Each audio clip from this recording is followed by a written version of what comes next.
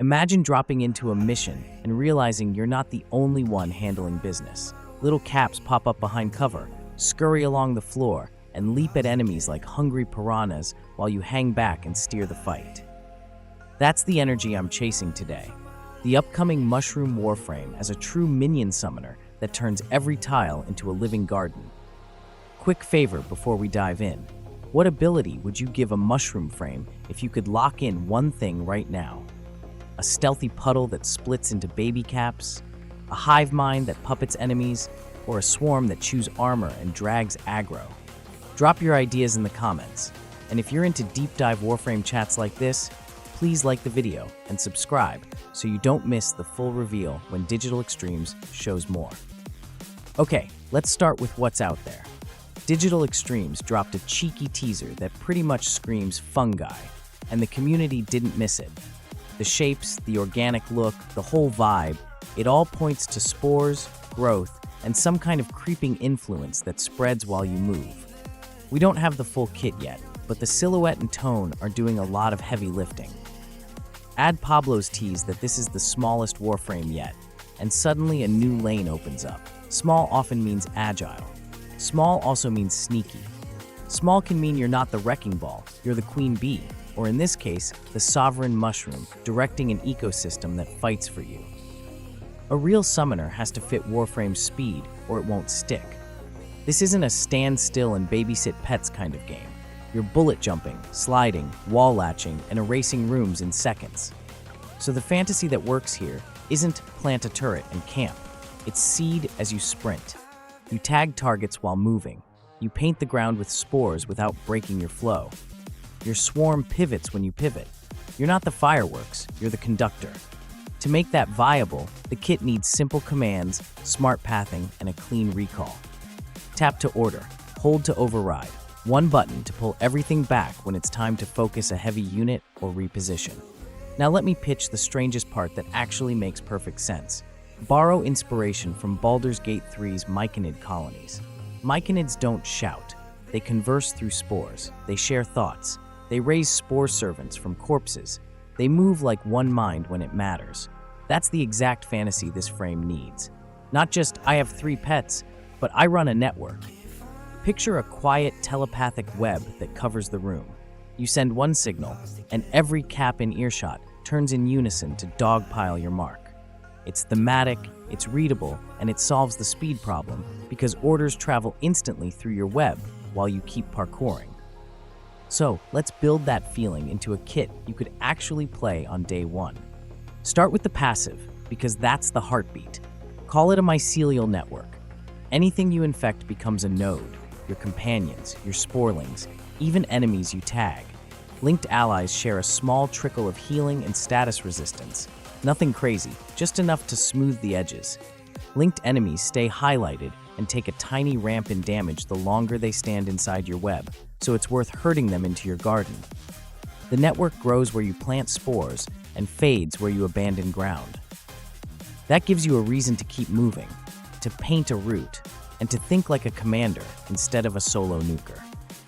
Ability 1 is the bread and butter, sporelings. Tap to toss a seed cluster that hatches after a short fuse into 3 quick, low-health minions. They're eager, they bite, and they chew armor or shields depending on what they hit. Every bite stacks a mild toxin-style effect that sets up finishers and distracts the pack without trying to out-Saren. Hold the cast, and you overcharge the seed into a sturdier stalker cap that taunts nearby enemies and pulses a "take more damage from my swarm" debuff. These are not immortal pets you need to protect. They're brushstrokes. They die, they respawn, and you don't care because you're painting the room with motion. Ability 2 is the command layer, and this is what makes the whole thing sing. Think of it like a chorus for your hive.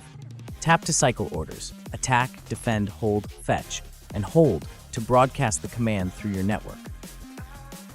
On attack, every sporling locks onto your marked target and takes the shortest path, even if that means climbing walls or vaulting rails. On defend, they form a loose shield around you or an objective, lunging to intercept anything that gets close. On hold, they circle a seed cluster and fortify a point, perfect for defense or interception. On fetch, they sweep up drops and drag them toward you like tiny Roombas with teeth. Orders run on a short timer and can be refreshed or canceled with a tap. It's quick, it's visual, and it lets you steer the fight without menu gymnastics. Ability 3 leans into the smallest Warframe identity and gives you survivability that doesn't copy-paste an existing stealth kit.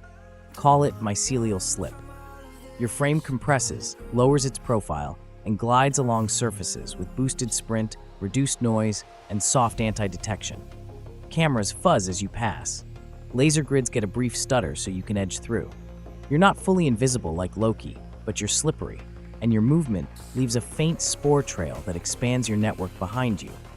Any enemy that crosses your trail gets tagged and slowed for a heartbeat, which buys your swarm time to catch up. Slip is your "I'm tiny and you can't pin me down" button, and it feeds the ecosystem while you reposition. Ability 4 should feel like a statement. For a mushroom frame, the statement is a field takeover. Call it Sovereign Bloom. You burst into a hazy cloud and split into a dozen tiny caps that scatter and root themselves around the room. Each cap throws a small aura that links enemies into your network. Weakened targets caught inside can flip into short-lived spore servants, not a permanent army, just a burst of chaos that buys your squad time. They swing, stagger, and then crumble into spores that seek fresh hosts. Your real sporelings treat those rooted caps as rally points, so your commands travel fast across the room. Hit the ability again to recall the bloom, pulling everything back to you for a focused burn on a boss or an Eximus pack. The bloom respects Eximus defenses and has a cap on how many enemies it can affect at once, so it stays powerful without soft-locking the map. Elementally, gas is the obvious flavor, but there's a way to make it feel new. Don't use gas as the room delete button. Use it as fertilizer. Sporelings that fight inside your gas get braver and faster. Spore servants that walk through pick up a brief armor shred or a tiny lifesteal. The clouds should feel like zones of control rather than just more damage numbers. That shift keeps this frame in the commander lane and gives squads a reason to play inside your garden.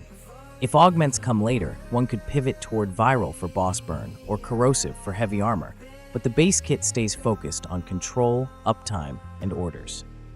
How does it play in real missions? In Exterminate, you seed the entry to each room, tag a heavy, and let the sporelings do the messy work while you slip around the flank to plant the next cluster. In Defense, you overcharge a seed into a taunting stalker, set defend on the terminal, then bloom to draw a line in the sand. Your servants soak aggro and stagger stragglers while your squad handles priority targets. In Survival, you build conveyor belts. Seed the hallways from spawn rooms toward life support.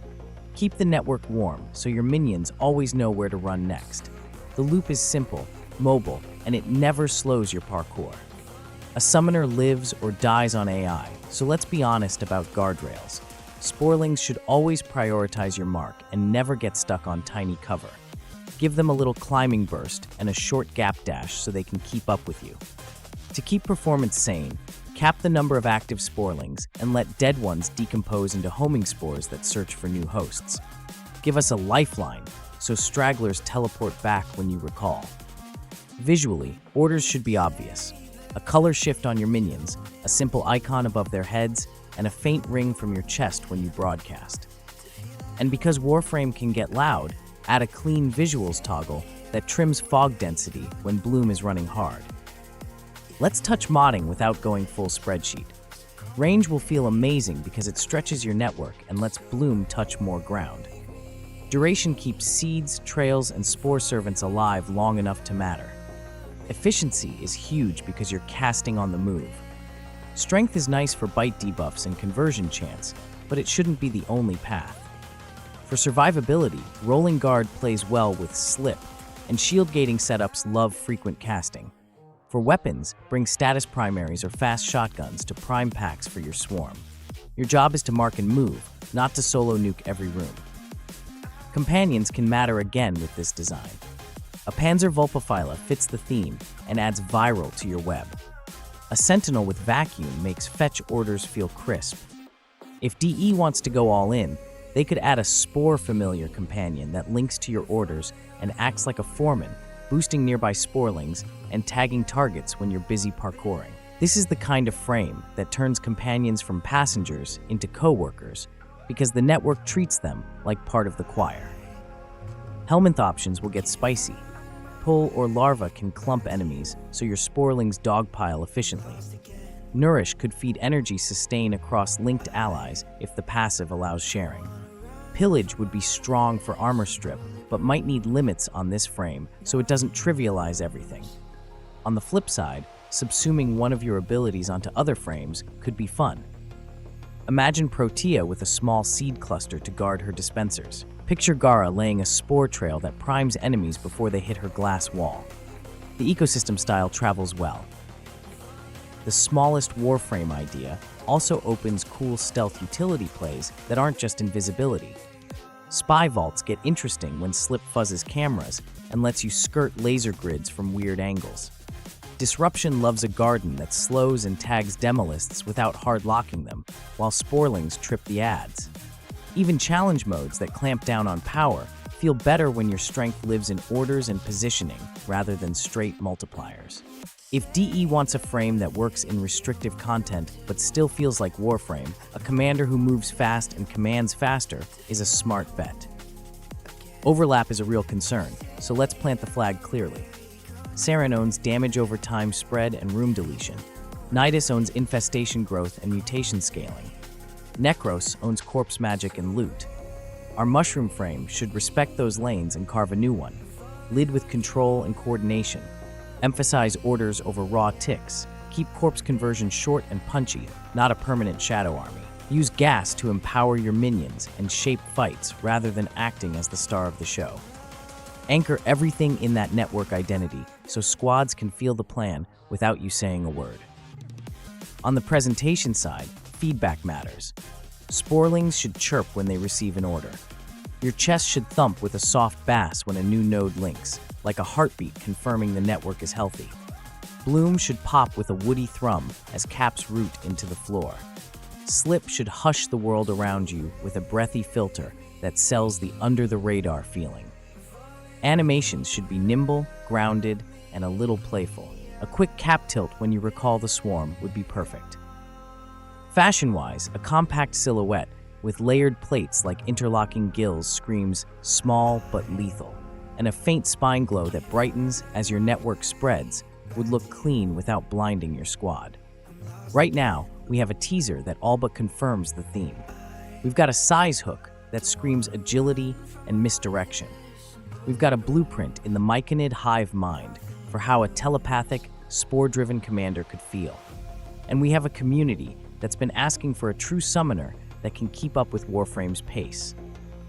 Tie those threads together, and you get a frame that seeds while sprinting, commands while sliding, and wins fights by outpositioning rooms, not just outstatting them.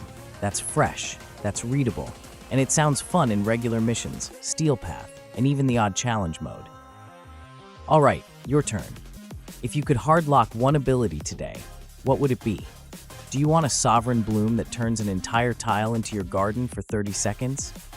Do you want a stealthy Slip that jams cameras and paints the floor with spores while you phase past patrols? Do you want a Command Pulse that sends every minion on the map to a single target like a living railgun? Tell me in the comments, and I'll pull your best ideas into a follow-up once we see the official kit.